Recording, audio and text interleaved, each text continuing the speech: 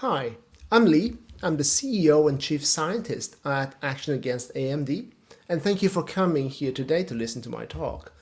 And today I will tell you a little bit more about how our eye scans do contain way more information that can help scientists and clinicians to improve and even design new therapies for many conditions, including AMD. Before I start, Action Against AAMD, or AAAMD for short, is a research charity created by UK's leading sight loss charities, including the Macular Society here hosting us today. And we have one single mission, stopping AMD in its early stages before it causes sight loss, but in a way that is convenient, safe, accessible, and affordable. Find out more on our website if you're interested. So today I'll start with the basics about the eyes, retina, and scans, followed by what your eye scans can tell us for now.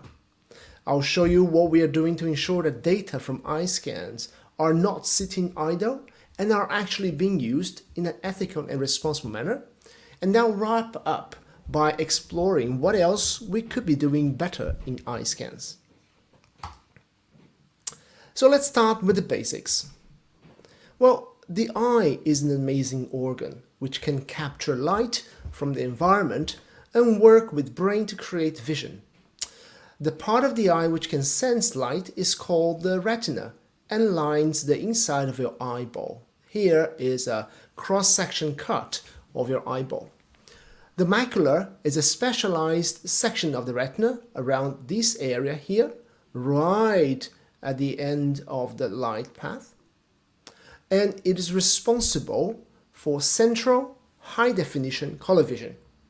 It is a tiny disc of about 5 millimeters in diameter, so very subtle. Now, when you zoom in, so I'm showing you here, I've just flipped the eye looking upward, and if you look down, you will see that here we have the retina, and if you look under the retina, kind of the surface of retina, and you zoom in and look at the cross-section slice, you can see that the retina is a super complex tissue, packing several types of cells, each doing their job. Some sensing the light, others feeding and helping the light-sensing neurons, and blood vessels that bring supplies and carry away wastes. All of these 9-layer structures are packed tightly, and this is just as thick as 2 strands of hair, which I can show here on the side. And all these layers are very delicate, and when some of these complex elements fail, we have malfunction, leading to different macular conditions, including AMD and sight loss. And so here is a great way for us to remember. Think of a multi-layered cake. And just as each layer is there to serve a role or function, so do the cells in our retina.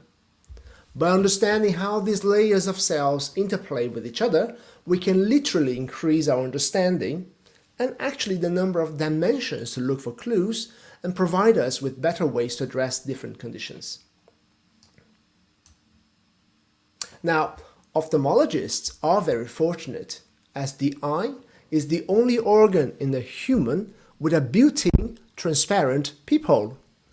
Scientists and physicians have been exploring this feature since the 1800s, when von Helmholtz invented the ophthalmoscope, allowing one to magnify and look at the inner chamber of the eye and the retina for the first time. So these images are called fundus images, as fundus in Latin means bottom or the back end. Now, it was so successful that most of the retinal examinations are still today based on this same principle, although nowadays with digital photography, instead of actually spending a lot of time drawing by hand. For instance, this is how a healthy retina looks like, with the macula appearing as this fuzzy darker circle when we look head-on through the lenses of our eyes. Now, images like this have also allowed doctors to see the manifestation of different retinal or macular diseases, and for instance, AAMD. But these features are really subtle, and unless the disease is at its late stages, it is really hard to detect, even for trained practitioners. For instance, they will be looking for color changes, they will be looking for the presence of certain very minute features. As an example, here's how the two types of late AMD, dry on the left and wet on the right, look like. On the left, the dry form of the late AMD, dry meaning basically no liquid, very simple, you can see a clearer patch in the center where the cells are dying, so atrophy. And on the right, the wet meaning liquid, because it is caused by hemorrhage. Hemorrhage which is happening under the retina, damaging it, subretinal hemorrhage.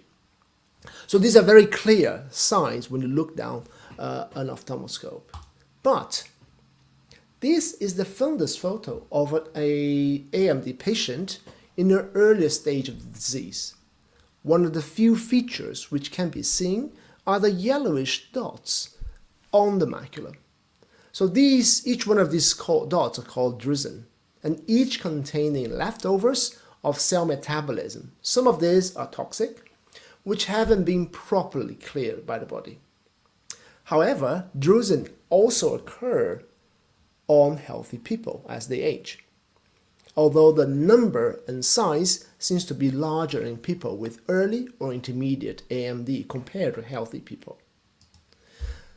So the clinical community came up with a table trying to associate the only few features they could see on the fundus picture, associating the size and the count of these dots to stage or classify cases in the absence of the typical signs of late AMD, dry or wet, right? Whenever you have very clear dry or wet AMD, that is very clear. But before that happens, a lot of doctors are just using those little specks. They count them and they try to guess their volume, the size of them, to say whether they have perhaps intermediate or early or no AMD. But we are looking face on the retina, which, remember, is a multi-layered and complex tissue, as I explained earlier on.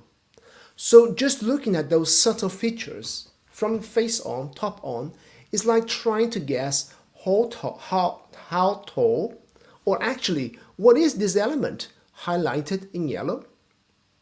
Or what is this structure highlighted in red in this satellite photo? Now, but of course, if we could look on the side, we would then figure out that the yellow structure is the shard, which by the way, 310 meters high, trivia for you, and the red structure here is a ship, the NHS Belfast actually, both in London. Again, if you knew London, that would have been easier, but even then, you wouldn't be able to tell how tall the shard is just by looking top down, face on.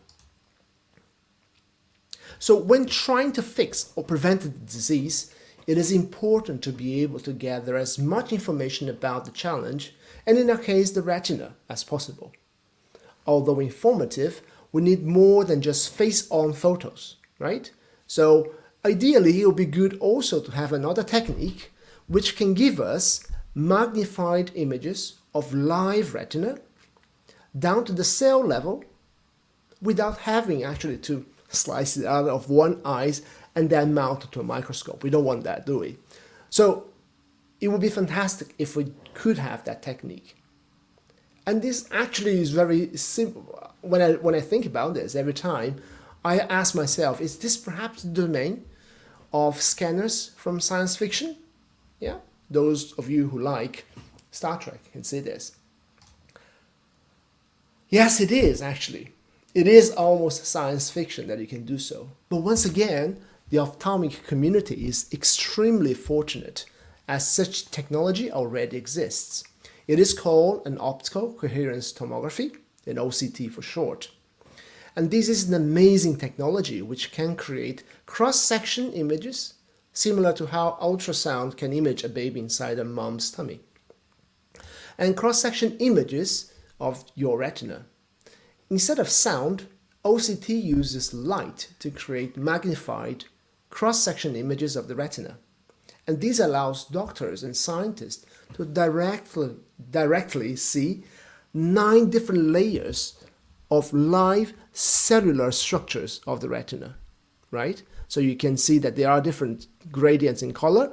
You can segment them into different layers, and different layer is actually built up by the packing of different components of different cells. And it's truly amazing. What is better? This is a very safe technique. It doesn't require injection of any contrast in your blood on your veins. It can be done very quickly, within a few seconds, and in a painless manner. And to top everything up, it is cheap and affordable to operate by those who do have machines. Therefore, nowadays, we can image the retina face on, fundus, but also have a live cross-section look on the different layers of the retina. So remember the picture that I showed you earlier on with the dry AMD and the wet AMD? When we look at these cross-sections, what we can also see is that in this region, when you have the geographic atrophy, remember when I tell you that certain cells are just dying out? You can clearly see that in the OCT, all those layers which were beautifully formed, they have collapsed. This tells me that some of those neuron cells, or those cells that do drive vision, have died and they are now collapsed, it's switched down. On the other hand, when we look at wet AMD, what is causing the retina to malfunction due to AMD, it is that there is a hemorrhage. And the hemorrhage, because of the leaking of blood, pushes some of these layers up, and in this process ends up killing some of the, well, basically killing the cells underneath it, right? So it's pushing it. So this is actually what a hemorrhage looks like in one of those layers, right? The blood is leaking in. So let me bring back the cake just to enforce what we're trying to say. While fundus looks down, face down on the retina, the OCTs can image across cross-section slices of the retina. Yeah? So, what can those fundus photos and OCT scans tell us? Well, now, OCT can make several slices of the retina. And when you combine those slices, you can then form a volume. And the result is a 3D model of the retina with all the layers and the slices, which can be achieved in a few seconds without any pain. So each layer will now have extra information, which can be extracted and interpreted alongside information from the other layers when you compare to the other layers. Here just a nice little animation where you show when you see the black and white images that appear at the beginning, these are different slices of the OCT scan. And using computer modeling, we can extract information and connect them together and add false color. So you can see features appearing now in a 3D dimension. So cool. And is this actually part of the work done in the work that I'm going to tell you in the next slide. So this is exactly what a pioneering project led by the Moorfields Eye Hospital and the startup back then from UCL called DeepMind, which now you know is part of the Google, who does very sophisticated artificial intelligence projects. And they did complete this in 2018. So Dr. Piers King, now Professor Piers King, from Moorfields and colleagues, what did they use? They used data from about 15,000 de-identified scan volumes from 7,500 patients to train AI algorithms. When I say de-identified, that means that whenever they took those scans in, they didn't know who those patients were. There's no information about who those patients were actually. They just brought in this data and trained the algorithms. The resulting algorithms can now diagnose more than 30 different ophthalmic conditions and consistently perform as accurately as the best consultant ophthalmologists with 20 plus years of experience. The trained algorithm looks for the right combination of features in each layer. So in this image from the paper, sorry it's a little bit busy, but they basically looked at those different layers that were managed to rebuild, right? So look for the right combination of features in each layer to calculate a score or a probability of different diagnoses, including accurate diagnosis of, for instance, urgent wet AMD. And in my mind, again, this is true science fiction, since this kind of algorithm can be now included in scanners in the future as an extra tool to even further enhance the performance of our optometrist and ophthalmologist. This feat made the cover of the prestigious journal Nature Medicine in 2018, and was also widely chronicled by influential mainstream media, including the Wired magazine, The Economist, and even highlighted its peers here in the Royal Institution Christmas Lecture of 2019, hosted by Hannah Fry. Now, coming back, do you remember the drusen which I told you about earlier on? Those yellowish dots used to help diagnose early AMD? Now with an OCT scanner, we can actually tell in which layer a drusen is located, right? So this is just another quick example. Why is that important? When you look face on, a drusen, just like a drusen, is a yellow dot, right? But when you look sideways, you can find which layer it is sitting. Why that is important? This is important because since then, scientists have recently reported that depending on which layer those deposits appear, the risk of progression to dry or geographic atrophy, therefore there's no cure, no treatment, the chance of progressing to dry are increased, which is the case when the deposit appear above one of those layers, which is called the RPE, the retinal pigmented epithelium layer. So when the deposit appear on top, they increase the chances of you progressing to dry or geographic atrophy, as opposed to when they appear under the RPE, which is the typical place where you find drusen.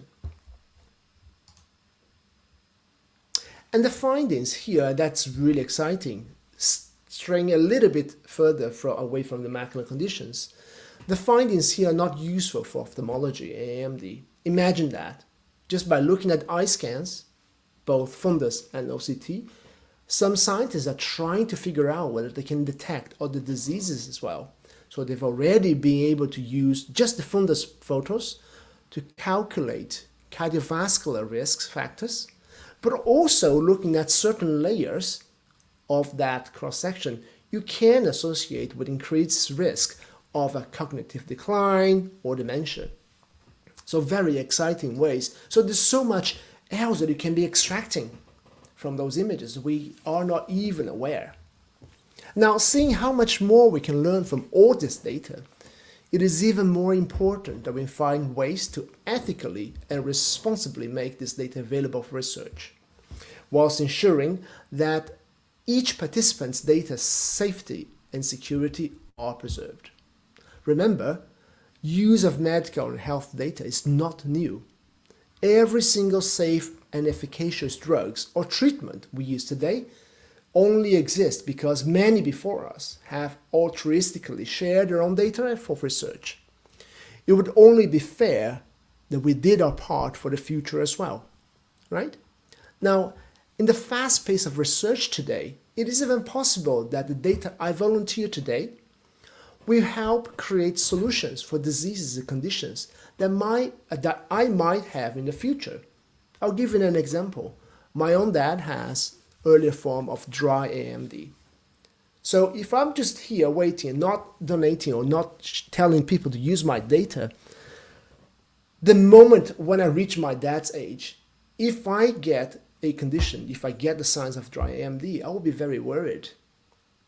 But I could help today now because the scientists are working so quickly and so fast in trying to get this data set and try to create new solutions that it is true now that within our lifetime, if we are willing to help with sharing what we have, these can benefit not only ourselves, but our family, next generations. That is it's a beautiful legacy that everybody can leave behind. So one of such ethical sharing initiatives is called Insight, which is specialized in eye data and provides anonymized data and analytics to advance new discoveries. Insight is one of the 7 health data research hubs established and funded by the UK government alongside industry, funded also by the industry, through the Health Data Research UK, which is a non-profit organization. Hubs are now used in health data to quickly advance discoveries.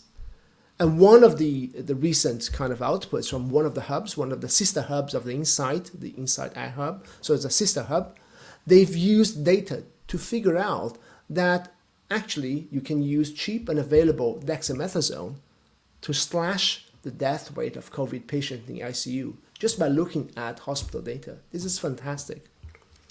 Now, despite the inclusion of industry partners and the different hubs who have different partners, all of them are absolutely blocked from any decision on data use and access, and cannot see or access the information without a public and patient scrutiny first. Yeah? So within Insight, as a charity partner, AAAMD chairs the Data Trust Advisory Board, or the Data Tab, which examines every single data use application and provides the recommendation in a transparent manner to be made publicly visible. It is so transparent that if the data controllers decide not to respect the recommendations, it will be very glaring, so they will not be able to do so. All the members of the Data Tab are also of public knowledge and includes members of the public and patients in making that decision. I think it's a great way to move forward the narrative and the scrutiny. And this very transparent governance model was co-developed by Insight and AAAMD alongside the world-leading Open Data Institute, which was co-founded by Sir Nigel Shadbolt, an AI expert in the UK, and Sir Tim Berners-Lee, the inventor of the World Wide Web. And the Open Data Institute is very vested in ensuring data is used in the most ethical way possible. So we are in very good company here. So let me ask you then, what else can your eye scans tell us? But before we go to that, let me take you back to AAAMD's mission of stopping AMD in its early stages, before it can cause further damage. Here is how AMD was perceived. Vision loss by AMD can be caused by late-stage dry or late-stage wet forms. Nowadays, we can only treat wet form by injecting a drug into the eyeball at regular intervals. And by the way, that drug was repurposed. That is to say that it was initially used to treat cancer, and that drug starves the cancer by blocking the formation of blood vessels. And then ophthalmologists decided to use this to block the abnormal blood vessel forming and leaking the retina. So it's a repurposed drug. Now, what we don't know yet, and we don't know how, but sometimes one form can convert into each other. So treatable wet AMD can convert into dry for which there is no treatment. And as AMD is understood as a long developing disease, this led to the thinking that, if there's a late stage, there must be a succession of prior stages, intermediate, early, and then asymptomatic. And this ended up establishing AMD as a linear disease. However, as we start to understand the roles played by different layers of cells and the intricate balance of this complex tissue, it became clearer that in fact, disruption in any one of the critical components might lead to AMD and other macular conditions. So increasingly, scientists are trying to figure out what can go wrong and start the progression into manifestation of late AMD and sight loss. So understanding the different possible causes will thus enable us to find the right approach and treatment more efficiently. And as you know, fundus images in CT scans can be highly informative. The good news is that there is an absolutely huge amount of data out there being collected every day on the many optoms and in hospitals, right? So,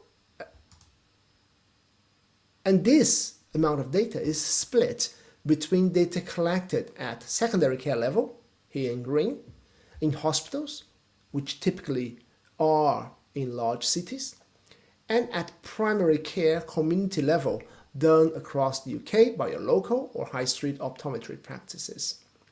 And if you overlay the types of AMD stage data, you might have the following. With a lot of late stage data being captured in hospitals, because that's where you go when you need doctors to treat your late AMD or late macular conditions, and plenty of non-late data captured on the high street, because hey, it looks healthy, hey, I cannot refer you yet, so that stays in the community data set. Now, we all know that the data sitting idle cannot help research at all. So I hope you will agree with me that the smartest thing to do is to get the data to the hands of scientists and doctors to help us create new therapies and innovation. Well, the reality is that out of all that data, only the secondary care data, the hospital data, are being used for research. However, as we know, hospital data is what we call enriched. In other words, is skewed towards late disease. Therefore, of limited use to address early disease. So as you can see, what we really need right now is to aggregate data and scans capturing the earlier stages of the disease and make these available for research as well, in the most ethical and transparent way possible. And this is what we are working on to implement. And once we can finally make the high street data available for medical and scientific research, we can hopefully tell you in a future MacSoc conference that, well, we can finally tell you what else can your eye scans tell us. But also, hopefully, and this is how we can stop AMD in its early stages, period. Thank you, everybody. I'd like just to thank quite a bunch of very amazing people, and this doesn't capture all of them. People from the AAAMD, our board and our team. People from the Insight Hub, who are all here, great colleagues and friends. Our other additional friends at the Open Data Institute. Jerry Hode here from MacSoc, and Richard Baker at the Scottish Sight Scotland veterans, who've been helping us a lot, and present at past funders and sponsors. Thank you very much.